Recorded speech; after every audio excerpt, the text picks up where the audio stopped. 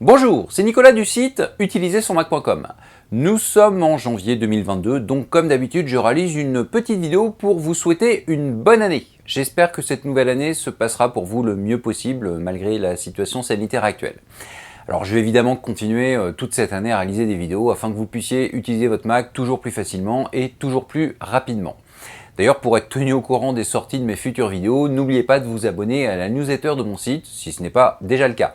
Pour le faire, soit vous cliquez en haut à droite de cet écran, soit vous allez dans la description de cette vidéo pour retrouver le lien vers ma newsletter. Bon, je ne vais pas vous faire un speech plus long sur la nouvelle année, mais je ne comptais pas parler que de cela dans cette vidéo. Je vais en profiter pour répondre à quelques questions qui m'ont été posées assez souvent pendant les fêtes de fin d'année, voire pendant toute l'année. Cela concerne des vidéos que je vais réaliser, mais également mes coups de cœur Apple sur l'année qui vient de se terminer.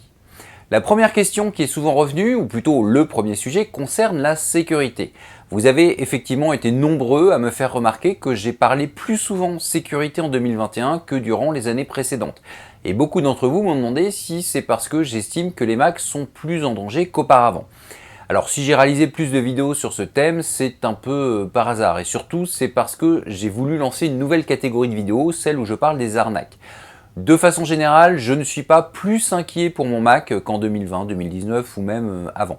Donc ce que j'ai dit il y a environ un an dans une vidéo sur les antivirus pour Mac est toujours à mes yeux d'actualité. Je continuerai évidemment à parler encore de temps en temps de ce sujet. D'ailleurs, ma prochaine vidéo, ou bien la suivante, je n'ai pas encore défini l'ordre, sera une vidéo sur une arnaque. Mais donc, j'ai répondu à la première question et cette réponse me permet d'aborder la deuxième question. Effectivement, la vidéo sur les antivirus dont j'ai fait allusion à l'instant était une vidéo sponsorisée. Et pendant l'année, on m'a demandé à plusieurs reprises si j'allais réaliser de nouvelles vidéos sponsorisées. Alors, pour faire simple, il y en a une de prévue pour le début de cette année, peut-être même en janvier, on verra. Mais pour l'instant, c'est la seule envisagée en 2022. Je ne compte évidemment pas les vidéos où je parle certaines fois d'accessoires et où je vous renvoie vers le lien d'affiliation MacWay qui est sur mon site. Alors je sais qu'il est de plus en plus habituel de voir des vidéos sponsorisées sur internet, mais bon, mon but c'est pas de sponsoriser mes vidéos. Je dirais plutôt que lorsque je souhaite réaliser une vidéo sur un thème précis, si on me propose un sponsor qui correspond, tant mieux, je vais en profiter.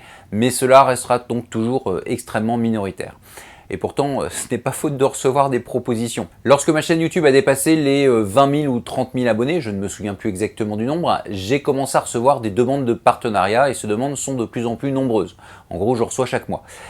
Par contre, tant que ces propositions de sponsors ne collent pas avec les vidéos que je veux filmer, et surtout tant qu'on propose des produits qui ne m'intéressent pas, eh bien, poubelle. D'ailleurs, j'en profite pour passer un message à d'éventuelles entreprises qui voudraient sponsoriser l'une de mes vidéos. Réfléchissez un tout petit peu avant de m'envoyer un email. Mon site et ma chaîne YouTube s'appellent Utiliser son Mac. Ça, c'est la description qui se trouve sur ma chaîne YouTube. Donc, c'est peut-être pas la peine de me proposer de l'argent pour parler d'un téléphone sous Android. Cet email date de 2 semaines et il m'a bien fait rire. Bon, bref, trêve de plaisanterie. Pour redire en une phrase ce que je viens de vous dire, il y aura forcément d'autres vidéos sponsorisées, mais très peu. Avant d'aborder mes coups de cœur 2021, chose que l'on m'a demandé à de nombreuses reprises, je voulais rapidement vous parler de photos, ou plus précisément du sondage que j'ai partagé avec vous il y a quelques semaines. Le but de ce sondage, que j'ai clos pendant que je montais la vidéo que vous regardez en ce moment, était de savoir si des utilisateurs sont intéressés par des vidéos permettant d'améliorer les techniques de prise de photos avec un téléphone. Et si oui, est-ce qu'ils sont assez nombreux pour que je réalise ces vidéos ? Bon, vous avez été presque 500 à répondre, donc je pense que vous êtes assez nombreux à souhaiter des vidéos sur le sujet.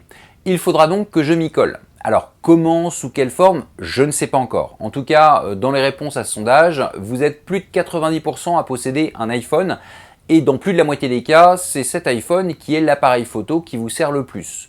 Donc je vais m'atteler à ce thème dès que possible. Et vous aurez évidemment des nouvelles via ma newsletter. Si vous êtes abonné, bien entendu. En passant, parmi les réponses, presque un quart des utilisateurs prennent des photos au format RAW. Et comme environ la moitié des participants au sondage réalisent souvent un post-traitement de leurs photos, il va peut-être falloir que je parle du logiciel Lightroom. Mais bon, c'est pas encore sûr, je reviens vers vous de toute façon. Avant de clore cette vidéo, il me reste une question à aborder. On me demande souvent, à la fin de chaque année, de faire un top des produits Apple qui m'ont le plus plu dans l'année écoulée. Alors, je vais en parler un peu. En gros, je ne vais pas faire un top, c'est pas trop mon truc, mais juste vous donner mes 2 coups de cœur Apple de l'année 2021. Ces deux coups de cœur sont liés à la sortie des derniers MacBook Pro, les 14 pouces et 16 pouces. En fait, il y a deux choses qui m'ont énormément intéressé dedans. Ce sont les processeurs et le MagSafe. Alors pour les processeurs, je vais être rapide. Le M1 m'a fait très bonne impression depuis sa sortie, mais les M1 Pro et M1 Max m'ont fait plus que très bonne impression. Alors, je précise que je suis encore sur de bons vieux Mac Intel, mais cela ne m'empêche pas de lire des tests, d'avoir le retour d'utilisateurs, y compris d'amis, qui les utilisent. Alors oui, je ne vais quand même pas faire entièrement confiance à Apple, qui de toute façon va nous dire que ce sont les meilleurs processeurs du monde. Bon, en gros, le ratio puissance-consommation est vraiment impressionnant. Bref, j'ai hâte qu'ils atterrissent notamment dans les iMac. Alors, je vous rassure, si vous devez acheter un Mac actuellement, je ne suis pas en train de vous dire que le M1 normal n'est pas intéressant. C'est juste qu'à titre personnel, mon iMac actuel me sert à monter pas mal de vidéos, notamment avec le logiciel Final Cut Pro, et que j'ai tendance à garder mes Macs longtemps. Mais pour un usage standard, avec une utilisation même poussée des applications photo et iMovie, et même sur pas mal d'années, le M1 non Pro et non Max est déjà très bon. Donc vous pouvez déjà y aller les yeux fermés. Passons maintenant à mon deuxième coup de cœur, le MagSafe, plus précisément le MagSafe 3. Alors petit rappel, le premier MagSafe est sorti en 2006 et la deuxième version en 2012. Cette technologie a été à l'époque un gros plus lorsque l'on achetait un Mac portable. En tout, personnellement, j'ai eu 4 Mac portables avec MagSafe, et on peut même dire 6 si on compte les deux de ma femme pendant que je travaillais chez Apple. Et je peux vous dire que lorsque l'on est mobile, un MagSafe, c'est génial. Mais Apple l'a fait disparaître sur les MacBook Pro à partir de fin 2016 et les MacBook Retina n'en ont jamais eu. Alors, j'ai en ce moment un MacBook Pro de fin 2016, donc sans MagSafe, mais cela ne me dérange pas puisque je l'utilise très peu. C'est surtout ma femme qui l'utilise et elle l'utilise principalement à la maison. Et lorsque je dois le sortir de chez moi, c'est sur la journée, donc pas besoin de le recharger. Il y a juste en vacances que je le recharge en dehors de chez moi et encore, je m'en sers peu dans ces conditions, donc je le recharge peu. Par contre, mon Mac actuel, qui ne possède pas de MagSafe et est rechargé via USB Type C, a un gros avantage par rapport au MagSafe 1 ou 2. Il a même deux avantages. Le premier, c'est que je peux brancher le secteur d'un côté ou de l'autre. J'ai effectivement des ports USB de chaque côté, donc je n'ai pas besoin de me dire que si la prise de courant n'est pas du bon côté, ça risque d'être un peu acrobatique. Et le second avantage, c'est que le bloc de charge est indépendant du câble qui va vers le Mac. Je parle du câble USB Type C.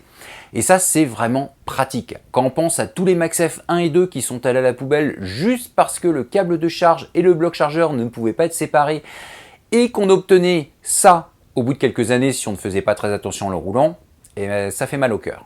Bon, je pense que vous l'aurez compris, les deux avantages dont je vous parle sont également sur le MagSafe 3. En plus du fait que le MagSafe soit magnétique et donc évite tout un tas d'accidents si vous bougez beaucoup avec votre Mac. On peut donc continuer à recharger son Mac des deux côtés. Certes, il faudra un câble USB Type C, USB Type C à droite du Mac, mais c'est possible. Et le chargeur reste indépendant du câble de recharge, donc pour les pannes, cela devrait coûter moins cher à remplacer. Et surtout pour le transport, c'est beaucoup plus simple à enrouler sans l'abîmer. Bon, ça y est, je vous ai donné mes deux coups de cœur de l'année 2021. On verra ce qu'Apple fera en 2022. Comme je vous l'ai dit, j'attends surtout de voir le remplaçant de l'iMac 27 pouces à base de processeur Intel. Cette vidéo touche à sa fin. Je vous donne rendez-vous pour la prochaine vidéo qui sortira certainement d'ici une semaine. En attendant, n'oubliez pas, on s'abonne à la newsletter ou à ma chaîne YouTube pour être tenu au courant, entre autres, des prochaines sorties et vous pouvez évidemment me suivre sur les réseaux sociaux. A très bientôt et encore une fois, bonne année!